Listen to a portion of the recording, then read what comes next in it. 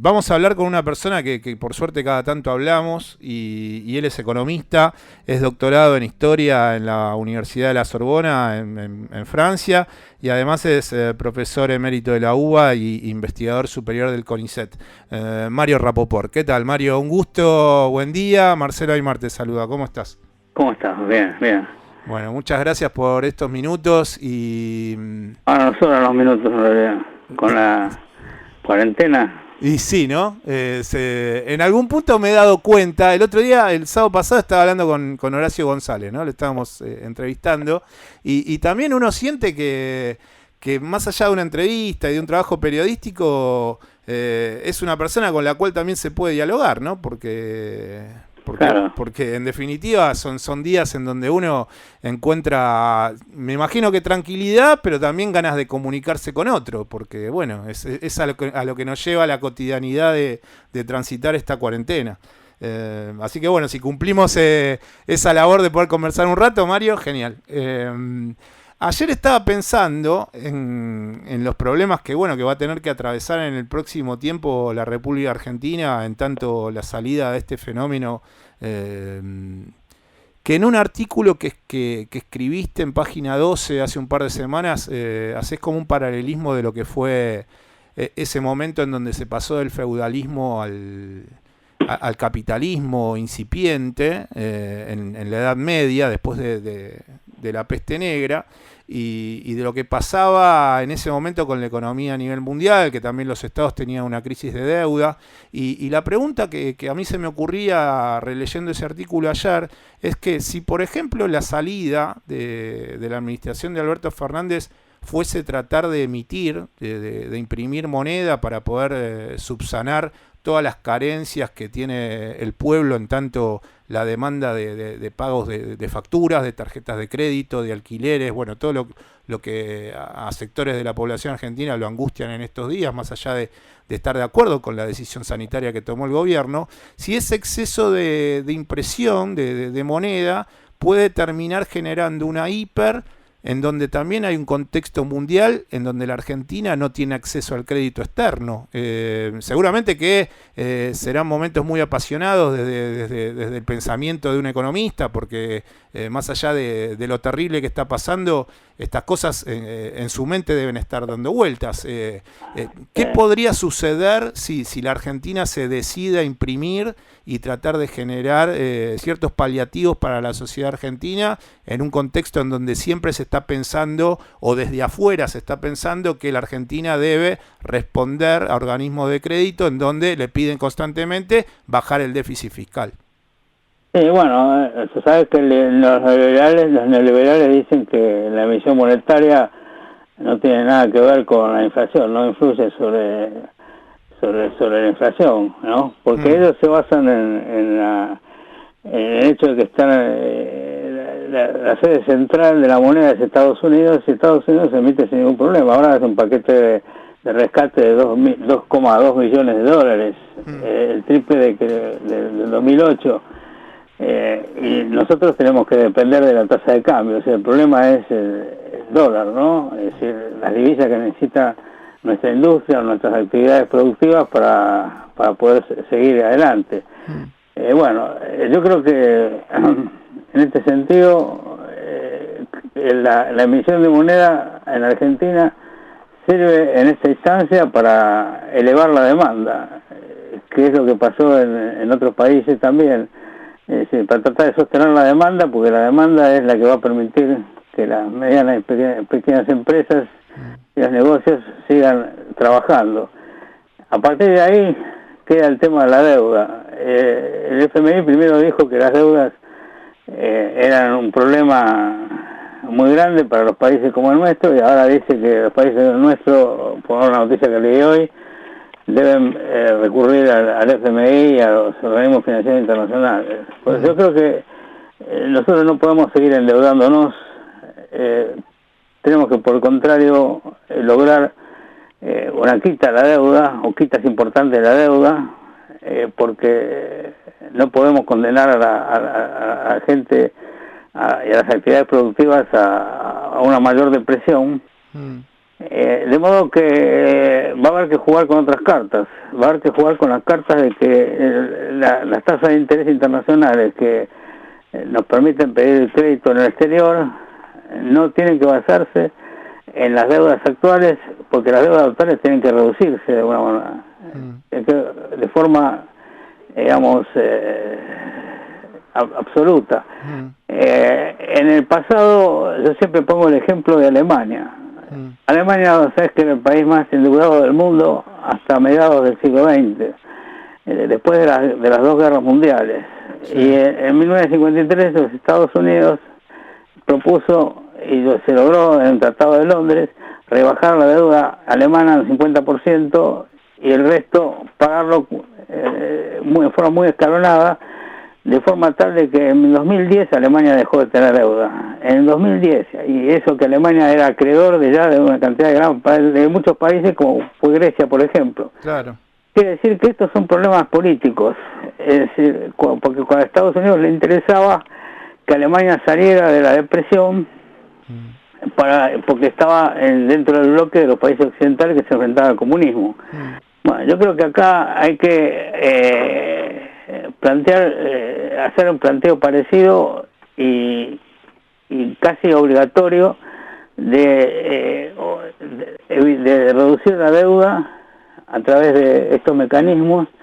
Es decir, yo creo que con la simple reprogramación de la deuda no alcanza, hay que ir en manos militares de alguna manera, porque la Argentina es un país que tiene que estar en el mundo, nadie lo va a dejar afuera. Entonces, lograr que el problema de la deuda se reduzca.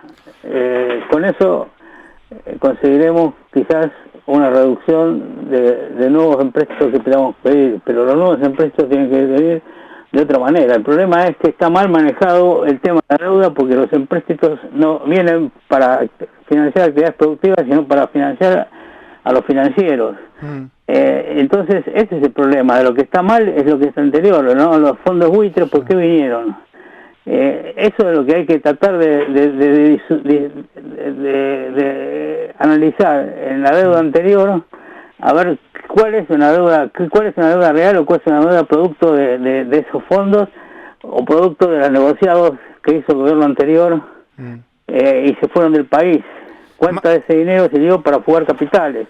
Mario, usted sabe que yo en la semana a veces veo un programa que se llama Kaiser Report, que va por el canal que es Russia Today, y es un programa de dos economistas, en donde está Stacy Herbert, y hay un corte de audio de Stacy que yo quería tratar de que usted lo escuchase, de una calificadora que es una calificadora de riesgo que se llama Moody's, y en el corte de audio explica un poco sobre el incremento del déficit fiscal de Estados Unidos. Escúchelo y en base a lo que habla este economista, después le hago una pregunta, a ver qué opina. ¿Cómo no? Moody's dice que contemos con que la deuda federal de Estados Unidos aumente desde el 79% del PBI en el 2019 hasta un 93% en el 2020 y seguirá subiendo hasta un 120% en el 2030. En el año 2030 no quedará nadie de la generación del baby boom trabajando para financiar esto. Todo va a recaer principalmente en los hombros de la generación Z. En cuanto salgan de la universidad tendrán que entrar en la rueda económica para pagar la deuda generada por el riesgo que no asumieron Jamie Dimon, Lloyd Blankfein y el resto de personajes de Wall Street.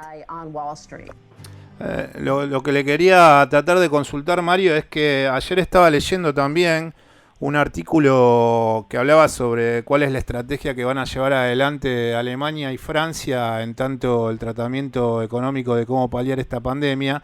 Y hablaban de que realmente si la Unión Europea quiere mantenerse en pie hay que volver a Schengen, hay que tratar de tener en cuenta las economías del sur de Europa, España, Italia, Portugal.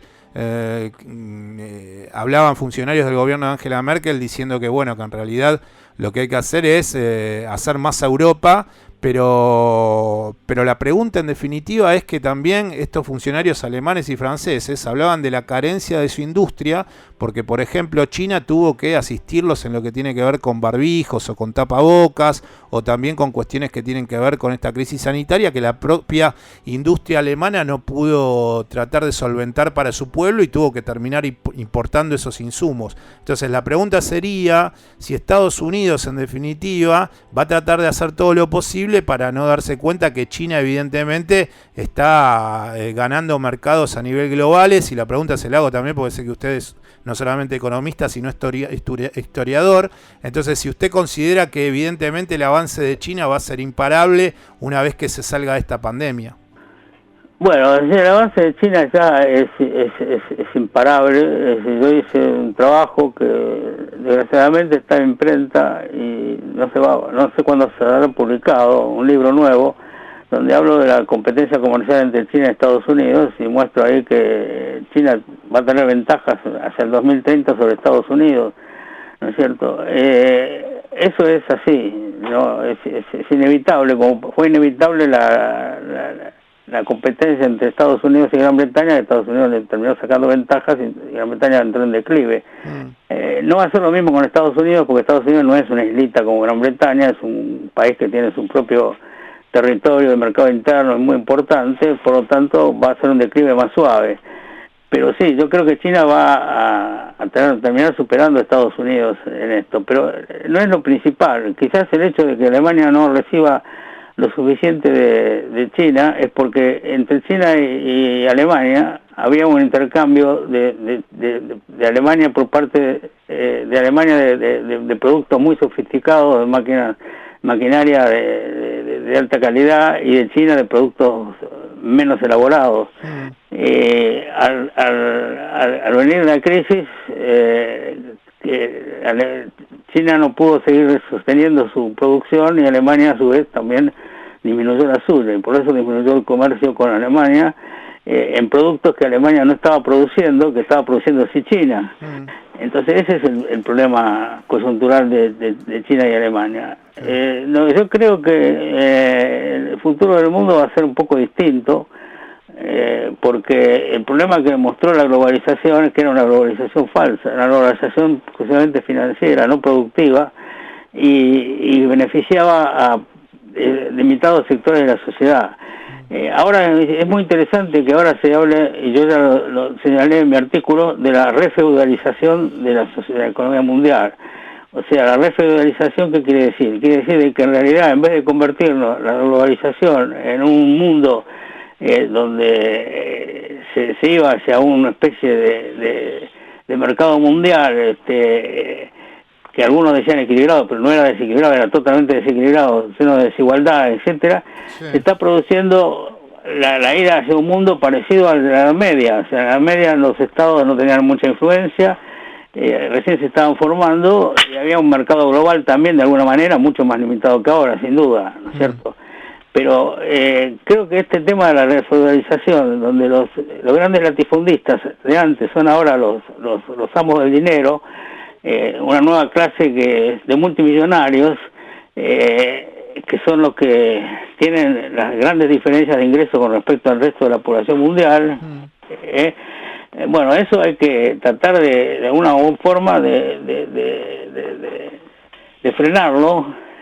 Sí, ahí es donde le quería hacer una pregunta, porque por ejemplo usted en ese artículo que escribió para Página 12 hace un par de semanas, hablaba y lo leo textual, dice, para hacer la comparación más nítida, los grandes propietarios de tierras en ese país, se está refiriendo a Estados Unidos, crecieron un 50% entre 2007 y 2017, sobre todo en el sur y en el oeste, y poseen un conjunto de 27 millones de acres, el equivalente de 2 estados combinados, por ejemplo, New Hampshire y Maine, que son 2 estados de los 50 que conforman Estados Unidos. Entonces, la pregunta que yo quería tratar de formularle tiene que ver con que, si en definitiva, como esta salida de la crisis y de esta pandemia, se dicen que, bueno, ya lo estamos medio percibiendo, que es muy fuerte, es muy abrupta, es un parón de la economía cero, pero con una salida que se supone que va a ser rápida, porque una vez que se llegue a no ser que haya un rebrote, ¿no? Pero en líneas generales es como que son parones de 3 meses o 4 meses y después se sale rápidamente. Entonces la pregunta sería, Mario,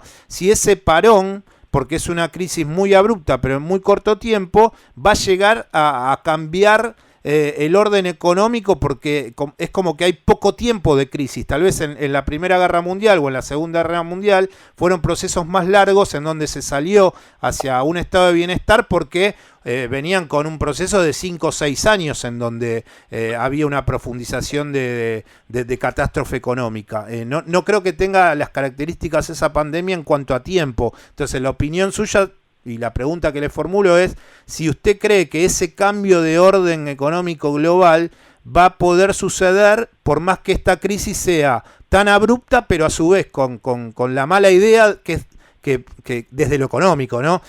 Porque desde lo sanitario está muy bien, pero que es de corto tiempo y de una salida de nuevo. Tal vez el miedo es a volver al mismo sistema que teníamos antes de esta pandemia.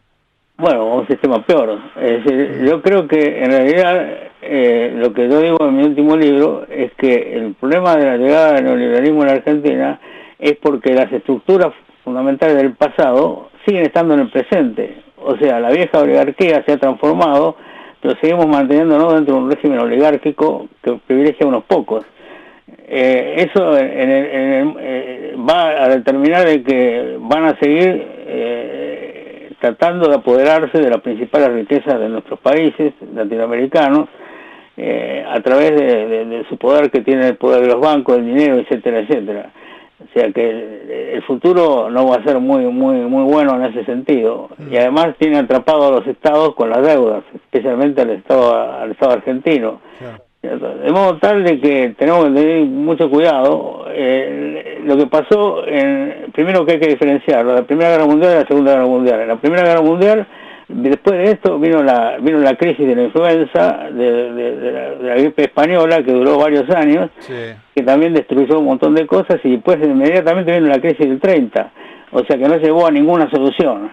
En la Segunda Guerra Mundial fue diferente, porque al final de la Segunda Guerra Mundial, en primer lugar, hubo la muerte de millones de personas, que también despejó el panorama de los mercados, y hubo un Estados Unidos, que se había rearmado y que estaba en plena expansión productiva y que financió la recuperación de los países europeos y asiáticos. Y eso permitió a los estados de bienestar por un tiempo limitado, mientras que se procuraba la contención del comunismo. Claro. ¿Cierto? Entonces siempre hay que ubicarse coyunturalmente en los momentos determinados, ¿no es cierto? Bueno, en estos momentos, en el mundo y para la Argentina, tenemos que tener en cuenta que están las dos posibilidades.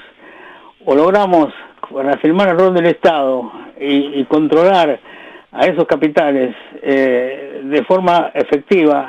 Yo digo que lo que se hizo en épocas pasadas, cuando hubo buenas intenciones de cambiar las cosas, no se tocó a fondo lo que había construido la dictadura militar, la ley de entidades financieras, la llegada de capitales exteriores que sin ningún tipo de control por la devolución de las ganancias al exterior, y otra cantidad de cosas. Yo creo que ahora hay que ir más a fondo, y una reforma tributaria en serio. Yo vi un artículo recién de un diario francés donde se habla que en los países latinoamericanos prácticamente los tributos son muchísimo menores que en los países más desarrollados.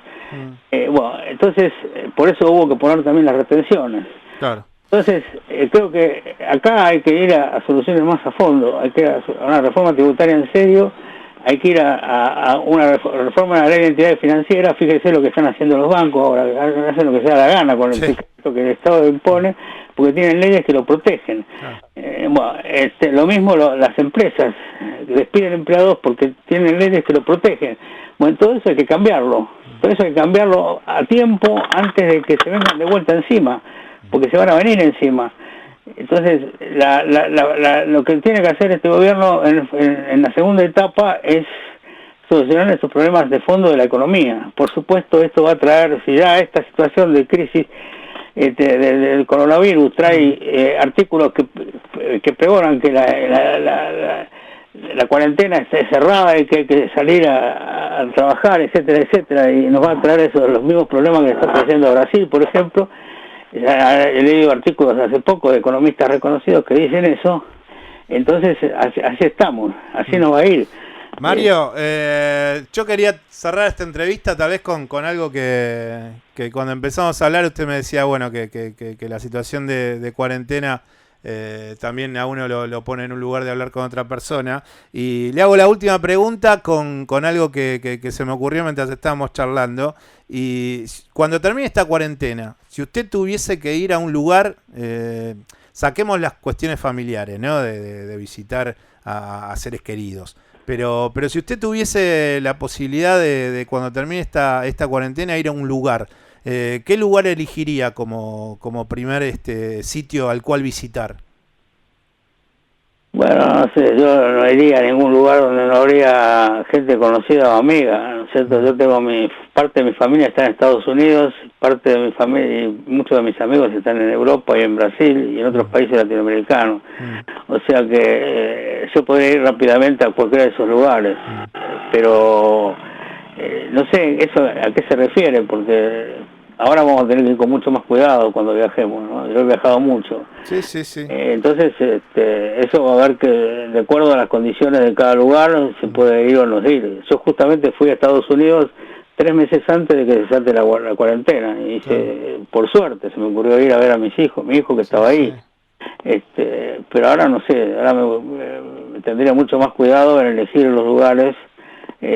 Bueno, pero nos dio un panorama de cuáles serían, así que bueno, eso es importante. Serían los lugares donde hay gente amiga o familiares, no hay otro lugar. Yo, aparte en mi caso particular, yo he visitado casi todo el mundo y no me interesa demasiado ver de vuelta cosas que ya vi, ¿no?